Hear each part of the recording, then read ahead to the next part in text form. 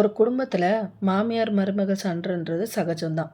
ஆனால் தற்செயலாக கிடைச்ச ஒரு பழைய டைரி மாமியாரை பற்றி மருமகள் இத்தனை நாளாக நினச்சிட்டு இருந்தது எல்லா விஷயங்களும் ஒரே அடியில் பொய்யாகுனா எப்படி இருக்கும்? அந்த டைரியில் அப்படி என்னதான் எழுதப்பட்டிருந்தது? மாமியார் ஒரு சாதாரண மனிதரா, இல்லை அதுக்கு மேலே ஒரு மர்ம மனிதரா? Hi friends, welcome back to my channel Vlogs by Preethi. உங்களை எல்லாரையும் இன்னொரு இன்ட்ரெஸ்டிங்கான வீடியோவில் மீட் பண்ணுறதுல எனக்கு ரொம்பவே சந்தோஷம். இன்றைக்கி நம்ம சேனலில் உங்கள் எல்லாரையும் உரைய வைக்கிற மாதிரி ஒரு சஸ்பென்ஸ், த்ரில்லர் மற்றும் கடைசியில் கண்ணில் தண்ணி வர வைக்கிற ஒரு செம்மையான மாமியார் மருமகள் கதையை பற்றி தான் பார்க்க போகிறோம். கடைசி வரைக்கும் ஸ்கிப் பண்ணாமல் பாருங்கள். ரம்யாவுக்கு கல்யாணம் ஆகி 1 வருஷம் ஆச்சு. கணவன் அசோக், மாமியார் மீனாட்சி அம்மா. மீனாட்சி அம்மா ரொம்பவே அமைதியானவங்க. ஆனால் யார்கிட்டையும் நெருங்கி பேச மாட்டாங்க. ரம்யா என்ன சமைச்சாலும் நல்லா இருக்குது அப்படின்னு ஒரு வார்த்தை கூட சொல்ல மாட்டாங்க. எப்பவும் வீட்டில் ஒரு மூலையில் உட்காந்து ஏதோ ஒன்று யோசிச்சுட்டே இருப்பாங்க. ரம்யாவுக்கும் மாமியார் மேலே ஒரே கடுப்பு. என்ன மனுஷி இவங்க, ஒரு அன்பும் இல்லை, அரவணைப்பும் இல்லை. அசோக்கிட்டையும் சரியாக பேச மாட்டேன்றாங்க அப்படின்னு சொல்லிட்டு அவங்க ஃப்ரெண்ட்ஸுக்கிட்ட எல்லாம் புலம்பிகிட்டு இருப்பா. அசோக் கிட்ட இதை பற்றி கேட்கும்போது, அம்மா சின்ன வயசுல இருந்தே இப்படி தான் ரம்யா, அவங்கள பற்றி எனக்கு முழுசாக தெரியாது, ஆனால் அவங்க கெட்டவங்க இல்லை. ரமேஷ் இப்படியே சொல்லி ரம்யாவை நல்லா சமாளிச்சிட்டு இருந்தான். வீட்டில் இப்படியெல்லாம் நடந்துட்டுருக்கப்ப ஒரு நாள் மீனாட்சி அம்மா பக்கத்து ஊரில் இருக்க ஒரு கோயிலுக்கு போகிறாங்க.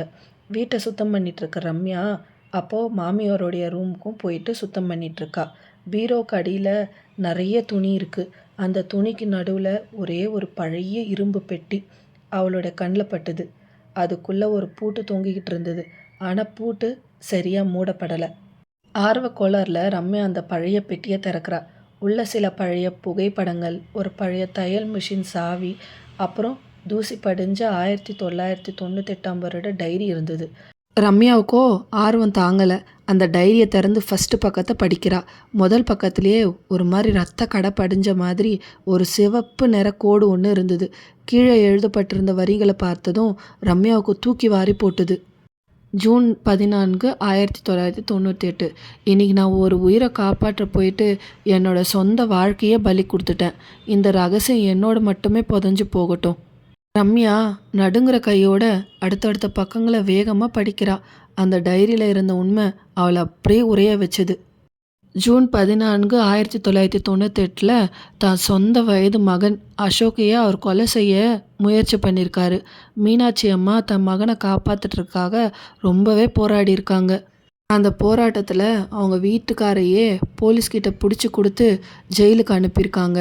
அதுக்கப்புறமா சமூகம் நம்மளை ஒரு மாதிரி ஏதாவது பேசும் அப்படின்னு சொல்லிட்டு அதுக்கு பயந்து தன்னுடைய மகனை அந்த ஊர்லேருந்து கூப்பிட்டு வேறு ஊரில் குடி வந்திருக்காங்க. அது மட்டும் இல்லை, அந்த போராட்டத்தில் மீனாட்சி அம்மாவோட தொண்டையில் பலத்த காயம் ஒன்று ஏற்பட்டிருக்கு.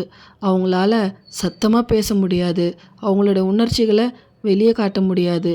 அப்படி ஒரு நரம்பு பிரச்சனை ஏற்பட்டிருக்கு. அவங்க பேசாமல் இருக்கிறதுக்கான காரணம் அவங்களுடைய ஆட்டிடியூட் இல்லை, அது அவங்களுக்கு ஏற்பட்ட ஒரு நரம்பியல் குறைபாடு. டைரியை படித்து முடித்த ரம்யாவுக்கு கால் எல்லாமே தள்ளாடுது. ஐயோ, இத்தனை நாளாக இவங்கள போய் இதயமே இல்லாதவங்கன்னு நினச்சோமே. தன் மகனை காப்பாற்றுறதுக்காக தன்னுடைய உடம்பையும் குரலையும் சந்தோஷத்தையும் இழந்துட்டு இந்த சமூகத்துக்கு பயந்து உண்மையை கூட வெளியே சொல்ல முடியாமல் வாழற ஒரு தியாகி இவங்க. அப்போது கதவு திறக்கிற சத்தம் கேட்குது. கோயிலுக்கு போயிருந்த மீனாட்சி அம்மா உள்ளே வராங்க. ரம்யா கையில் டைரி பார்த்ததும் அவங்க முகம் பயத்தில் வெளுத்து போகுது. வேகமாக அந்த டைரியை பிடுங்க ட்ரை பண்ணுறாங்க. ரம்யா அந்த டைரியை கீழே போட்டுட்டு ஓடி போய் மாமியாரை கட்டி அணைத்து கதறி அழறா. அத்தை, என்னை மன்னிச்சிடுங்க அத்தை. இத்தனை நாளாக உங்களை புரியாமல் உங்ககிட்ட கோபப்பட்டேன், வெறுப்பை காட்டினேன். ஆனால் நீங்கள் உங்கள் மகனுக்காக எவ்வளோ பெரிய தியாகத்தை செஞ்சுருக்கீங்க அப்படின்னு ரம்யா ரொம்ப அழுதுகிட்டே சொன்னான். மீனாட்சி அம்மாவோட கண்ணில் இருந்தும் தண்ணி வந்தது. இத்தனை வருடங்களாக மீனாட்சி அம்மா தன்னோட மனசில் சுமந்துட்டு இருந்த பாரெல்லாம் இறக்கி வச்ச மாதிரி சந்தோஷப்பட்டாங்க. என்றைக்கும் போல் அன்றைக்கி சாயங்காலம் அசோக் வேலையை முடித்து வீட்டுக்கு வந்தான். எப்போதுமே அமைதியாக இருக்கிற வீட்டில் சமையல் அறையிலேருந்து ரம்யாவும் அம்மாவும் சேர்ந்து சிரிச்சுக்கிட்டே பேசுகிற சத்தத்தை கேட்குறான். அசோக் அதிர்ச்சியோடு உள்ளே போய் பார்க்குறான். மீனாட்சி அம்மா வாழ்க்கையிலேயே முதல் முறையாக அவங்க சிரிக்கிறத பார்க்குறான். ரம்யா அசோக்கை பார்த்து சொல்கிறா, அசோக், இனிமேல் இந்த வீட்டில் அத்தை தனியாக இல்லை, அவங்களோட கடந்த கால பாரத்தை நாம் 2 பேரும் சேர்ந்தே தாங்குவோம். ஒரு பழைய டைரியில் தொடங்கின ஒரு சஸ்பென்ஸ் அந்த வீட்டில் அன்பான புதிய தொடக்கமாக மாறிச்சு. வெளியிலேருந்து பார்க்குற மனிதர்களோட அமைதியான வாழ்க்கைக்கு பின்னாடி நாமளே நினைக்க முடியாத அளவுக்கு பெரிய வலிகளும் தியாகங்களும் ஒளிஞ்சிருக்கும். இந்த மாமியார் மருமகள் கதை உங்களுக்கு பிடிச்சிருந்தா மறக்காமல் இந்த வீடியோக்கு ஒரு லைக் போடுங்க. உங்கள் கருத்துக்களை மறக்காமல் கமெண்ட்ஸில் சொல்லுங்கள். சரி வாங்க நம்ம இப்போ விளாக்குள்ளே போகலாம். நிறைய பேர் சொல்லியிருந்தீங்க, நீங்கள் சமைக்கிறீங்க அதுக்கு பின்னாடி ஸ்டோரியும் சொல்கிறீங்க, பட் நீங்கள் சமைக்கிறதுல என்னென்ன இன்க்ரீடியன்ட்ஸ் ஆட் பண்ணுறீங்கன்னு கொஞ்சம் சொல்லுங்கள் அப்படின்னு சொல்லி நிறைய பேர் கேட்டிருந்தாங்க. அதனால் நான் என்ன பண்ணியிருக்கேன்னா, ஃபஸ்ட்டு பார்ட்டில் வந்து கொஞ்சம் ஒரு 5 மினிட்ஸ்க்கு வந்து ஸ்டோரி சொல்லியிருக்கேன்.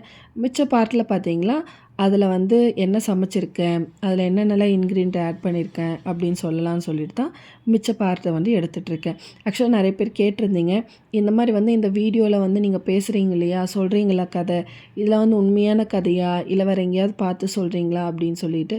இது எல்லாமே வந்து உண்மையான கதை தான். எனக்கு வந்து என்கிட்ட ஒரு சிலர் ஷேர் பண்ணியிருப்பாங்க இல்லையா, அந்த மாதிரி ஸ்டோரியை தான் வந்து உங்ககிட்ட வந்து நான் ஷேர் பண்ணிகிட்ருக்கேன்.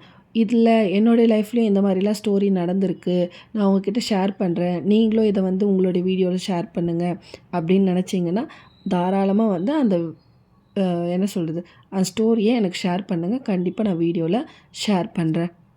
இது பார்த்திங்கன்னா சண்டே எடுத்த விலாகு. சண்டே பார்த்திங்கன்னா எப்பயும் ஆஸ் யூஷுவல் நான்வெஜ் தானே, சண்டேனால நான்வெஜ்ஜு. நான் அன்றைக்கி பார்த்திங்கன்னா மட்டன் வாங்கிட்டு வந்தேன். மட்டன் ஒரு 1/2 கிலோ வாங்கிட்டு வந்திருப்பேன். 1/2 கிலோ வாங்கிட்டு வந்துட்டு சரி ஃபஸ்ட்டு மட்டன் செஞ்சிடலாம் அப்படின்னு சொல்லிட்டு மட்டன் செய்ய வந்து ஸ்டார்ட் பண்ணிட்டேன். மட்டனை பார்த்திங்கன்னா நல்லா கழுவி எடுத்துட்டேன். எனக்கு வந்து மட்டனில் வந்து மஞ்சத்தூள் உப்பு போட்டுலாம் கழுவுறதெல்லாம் பிடிக்காது. ஏன்னா வந்து எனக்கு டேஸ்ட்டு போயிடுமோ அப்படின்ற மாதிரி ஒரு தாட்டு. அதனால் பார்த்திங்கன்னா மட்டனை வந்து நார்மல் தண்ணியிலேயே வந்து கழுவி எடுத்தாச்சு. கழுவி எடுத்த மட்டனை பார்த்திங்கன்னா மட்டனில் கொஞ்சமாக மிளகாத்தூள், உப்பு, மஞ்சத்தூள், மிளகாத்தூள் பார்த்திங்கன்னா வீட்டில் அரைச்ச மிளகாத்தூள் தான். அதுக்கப்புறம் கொஞ்சமாக மட்டன் மசாலா 3மே சேர்த்து கொஞ்சமாக எண்ணெய் ஆட் பண்ணி கையிலேயே எல்லா இடத்துலையும் படுற மாதிரி பார்த்திங்கன்னா நல்லா கலரி ஃபஸ்ட்டு எடுத்துக்கிட்டாச்சு. எடுத்துட்டதுக்கப்புறம் தண்ணி வந்து தேவையான அளவு தண்ணி வந்து ஆட் பண்ணியாச்சு. தண்ணி வந்து நிறைய ஊற்றிடாதீங்க, நிறைய ஊற்றினீங்கன்னா என்ன ஆகிடும்னா பொங்கி வந்துடும். அதனால் வந்து பார்த்து அளவாக வந்து தண்ணியை வந்து ஊற்றிக்கோங்க. நான் என்ன பண்ணிட்டேன்னா எல்லாத்தையும் போட்டு மிக்ஸ் பண்ணி குக்கரில் வந்து விசில் வச்சாச்சு. விசில் பார்த்திங்கன்னா கிட்டத்தட்ட ஒரு 5 விசில் கிட்ட வந்து வச்சு எடுத்துக்கிட்டேன். வச்சு எடுத்தோடனே பார்த்திங்கன்னா மட்டனும் எனக்கு நல்லா வெந்து வந்துடுச்சு. சரி சைடில் வந்து தாளிக்கவும் ஸ்டார்ட் பண்ணிடலாம் அப்படின்னு சொல்லிட்டு பார்த்திங்கன்னா தாளிக்கவும் ஸ்டார்ட் பண்ணிட்டேன். தாளிக்க ஸ்டார்ட் பண்ணுறதுக்கு முன்னாடி பார்த்திங்கன்னா சைடில் வந்து சாப்பாடும் வச்சிடலாம் அப்படின்னு சொல்லிட்டு சாப்பாட்டுக்கும் 2 கிளாஸ் அரிசி வந்து கழுவி வந்து எடுத்து வச்சாச்சு. எப்போவுமே சாப்பாடு வேக வைக்கிறப்ப பார்த்திங்கன்னா சாப்பாட்டில் வந்து கொஞ்சமாக உப்பு ஆட் பண்ணிக்கோங்க. சாப்பாட்லேயும் வந்து உங்களுக்கு டேஸ்ட்டு நல்லாயிருக்கும். சைடில் பார்த்திங்கன்னா சாப்பாடு வச்சாச்சு. இந்த பக்கம் மட்டனும் வெந்தாச்சு. மட்டன் பார்த்திங்கன்னா சரி தாளித்து எடுத்துக்கலாம் அப்படின்னு சொல்லிட்டு என்ன பண்ணியிருக்கேன்னா கடாய் எடுத்து கடாயில் வந்து கொஞ்சமாக எண்ணெய் ஆட் பண்ணி இங்கே மட்டன் செய்கிறப்ப பார்த்திங்கன்னா உங்களால் எந்த அளவுக்கு கம்மியாக வந்து எண்ணெயை சேர்த்துக்க முடியுமோ சேர்த்துக்கோங்க. ஏன்னா வந்து மட்டன்லேயே ஆல்ரெடி கொழுப்பு நிறைய இருக்கும். அவங்களும் கொழுப்பு போட்டு கொடுத்தாங்கன்னா அது வந்து எண்ணெயாக வந்து ஆகிடும், நம்மளுக்கு வந்து சாப்பிட வந்து சகிக்காது. அதனால் பார்த்திங்கன்னா முடிஞ்ச அளவுக்கு கம்மியாக வந்து எண்ணெயை ஊற்றிக்கோங்க. நான் பார்த்திங்கன்னா இங்கே எண்ணெய் ஆட் பண்ணியாச்சு. எண்ணெயை ஆட் பண்ணிவிட்டு பட்டை, கிராம்பு, அதுக்கப்புறம் வந்து பிரியாணி இலை, அது கூடவே கொஞ்சம் சோம்பு, அதுக்கப்புறம் வடகம் எல்லாமே வந்து ஆட் பண்ணிவிட்டு இது வந்து நல்லா பொரிஞ்சு வரட்டும். பொரிஞ்சு வந்ததுக்கப்புறமா நம்ம ஆல்ரெடி கட் பண்ணி எடுத்து வச்சுருக்கோம் இல்லையா வெங்காயமும் பார்த்திங்கன்னா இதிலே ஆட் பண்ணிக்கலாம். ஆட் பண்ணிவிட்டு வெங்காயமும் நல்லா பொன்னிறமாக வதங்கி வர வரைக்கும் நல்லா வறுத்து எடுத்துக்கலாம்.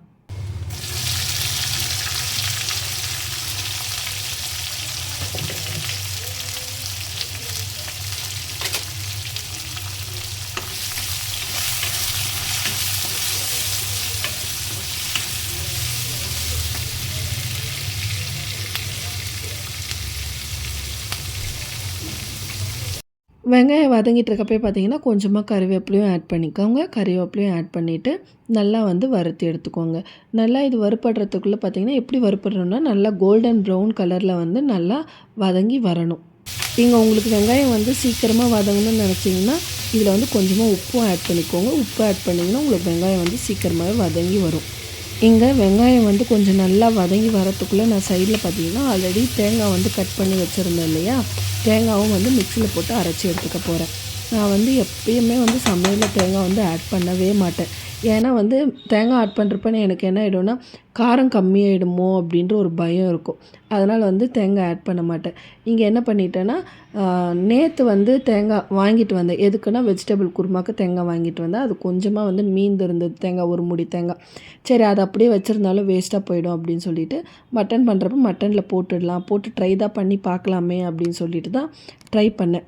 அன்றைக்கி உண்மையாக மட்டன் கிரேவி வந்து நல்லா தான் வந்தது. நான் என்ன பண்ணிட்டேன்னா, அந்த தேங்காய் கூட வந்து 5 முந்திரியும் ஆட் பண்ணி நல்லா மிக்ஸியில் வந்து நல்லா மைய வந்து அரைச்சி எடுத்துக்கிட்டேன். அரைச்சி எடுத்துகிட்டு பார்த்தீங்கன்னா, இங்கே பார்த்தீங்கன்னா சைடு பை சைடு சாப்பாடு வந்து பொங்க ஆரம்பிச்சிடுச்சு. அதையும் நல்லா வந்து கலந்து விட்டுட்டு, வெங்காயமும் பார்த்திங்கன்னா நல்லா உங்களுக்கு வந்து வதங்கி வந்துடுச்சு. அது கூட வந்து தக்காளியும் ஆட் பண்ணிக்கினேன். எனக்கு பார்த்தீங்கன்னா, தக்காளி மட்டும் சீக்கிரமா மசிஞ்சு வெந்து வரவே வராது. எதுக்குன்னே தெரியல.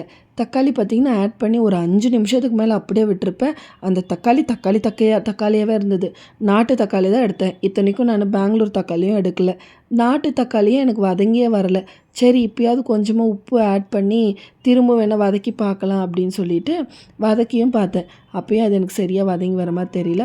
சரி மட்டன் வெந்திருக்கா இல்லையான்னு பார்க்கலாம். ஏன்னா மட்டன் வேகலைன்னா திரும்ப வந்து விசில் வைக்கணும் இல்லையா? அதனால் மட்டன் வெந்திருக்கா இல்லையான்னு பார்க்கலாம் அப்படின்னு சொல்லிட்டு எடுத்து பார்த்தேன். மட்டனும் வந்து நல்லா வெந்திருந்தது. சரி நம்ம கையிலேயே வேணும்னா குத்தியாவது விடலாம் அந்த தக்காளிய. அதுக்கப்புறமா வேணா கொஞ்சம் நல்லா மசிஞ்சு வருதா அப்படின்னு பார்த்தேன். அப்பயும் பார்த்தீங்கன்னா, சரியா மசிஞ்சு வர மாரி தெரியல. சரி இது வேலைக்காகாது. திரும்பவும் குக்கர்லேயே வந்து தாளிச்சத போட்டு ஒரு 2 விசில் விட்டு எடுக்கலாம். அதுக்கப்புறமா தக்காளி வந்து இருக்கிறதே தெரியாது அப்படின்னு சொல்லிட்டு நான் என்ன பண்ணிட்டேன்னா, நான் வந்து ஆல்ரெடி வேக வச்சு வச்சுருந்தேன்ல மட்டனு, அந்த மட்டனில் வந்து கொஞ்சமான்ற மாதிரிங்க ஆல்ரெடி தாளித்து வச்சுருக்கேன் இல்லையா, தாளித்து வச்சுருக்கிறது எல்லாமே வந்து அதுலேயே அப்படியே கொட்டிட்டேன்.